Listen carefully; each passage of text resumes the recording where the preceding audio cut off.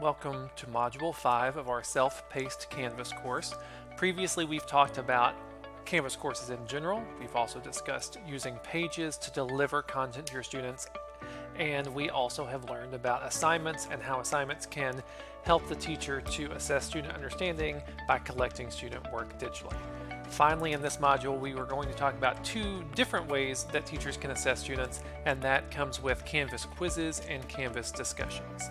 So first of all, what is a Canvas quiz? Well, a Canvas quiz is basically an assignment that will auto-grade for you. Now, of course, there are some types of items that would not auto-grade, so it just depends on how you set things up, but there are several different types of questions within a quiz that can auto-grade for you, provide students with immediate feedback, and provide you with a graded assessment.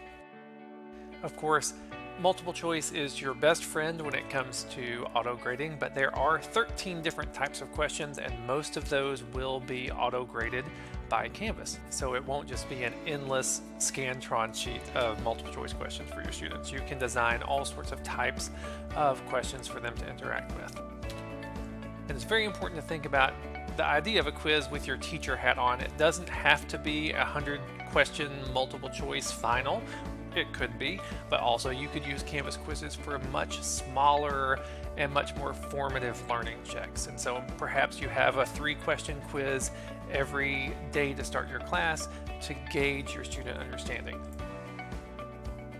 In this module, you will see several short videos that show you how to create quizzes and how to create questions. The videos do not delve into all the different types of questions that are available, but I just thought I would give you a quick overview here. First of all, there is categorization, and that is a type of question that can exist in a quiz. You have seen some of these types of questions in the previous modules. This question type is where you drag the items into the different boxes. So you might have 2 or 3 or 4 different categories, and then the students drag items into the appropriate box. File upload, of course, is something that cannot be auto-graded, but the students could submit a file to you as part of a question. The formula question type is actually kind of advanced and really is only helpful for math and science teachers. The formula question type allows you to put placeholders or variables in for numbers that then randomize. So every student gets a different question with random numbers. Matching is a question type that you have seen in some of your quizzes as you're working through the modules. Matching basically just gives you vocabulary words on the left, and then on the right column you pick the appropriate thing from a drop-down. And of course, multiple choice is everybody's favorite auto-grade question type.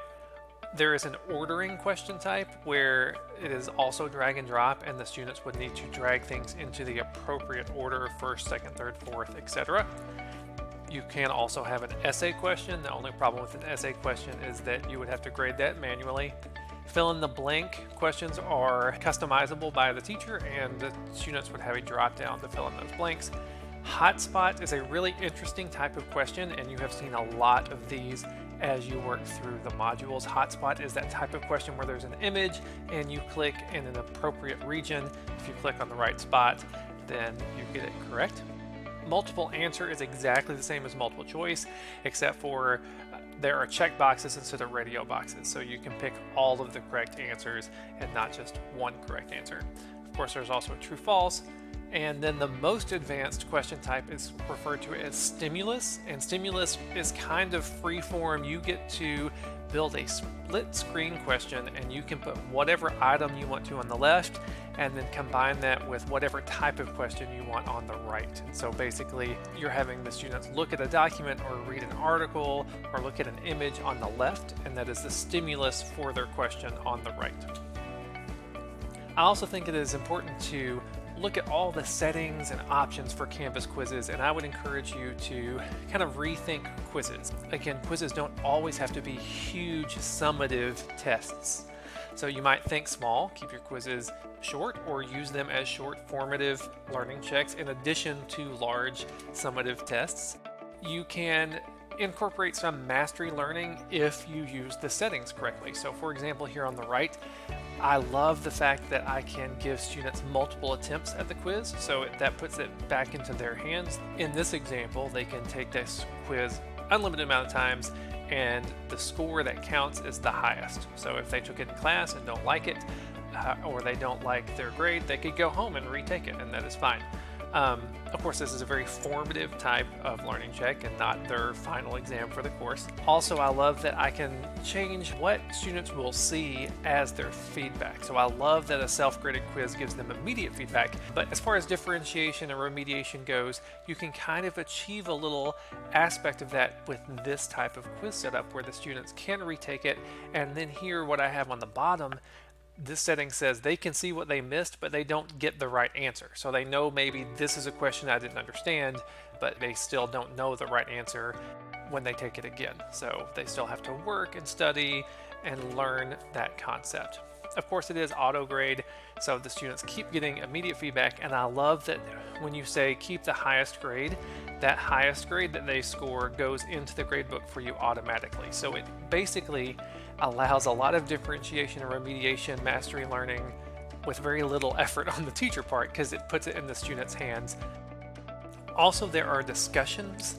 Discussion is a different type of assignment in Canvas, and basically a discussion is a message board where students post and reply to each other. Of course, the teacher kicks off the discussion or the message board with the prompt, and the students are responding to that prompt. It's a great way to promote some asynchronous discussion quietly on Canvas or from home. And I just love the idea of Canvas discussion because it gives every student a voice, even the students that maybe are too shy to speak out in class. They can still type and reply and respond and be responded to. By default, discussions are not graded assignments, but you can adjust settings so that those discussions do receive a grade. And finally, in this module, as you progress through, you will see several videos that will help you to learn concepts like how to create a quiz, how to add questions to your quizzes, how to adjust those settings and options, how to see your students' results, to see the grades, and to moderate those grades and results. Finally, you will also learn how to create discussions and how to adjust those settings for discussions to get the most out of those in your classroom. I hope you enjoy the short videos, and I hope you enjoy integrating quizzes and discussions into your Canvas course.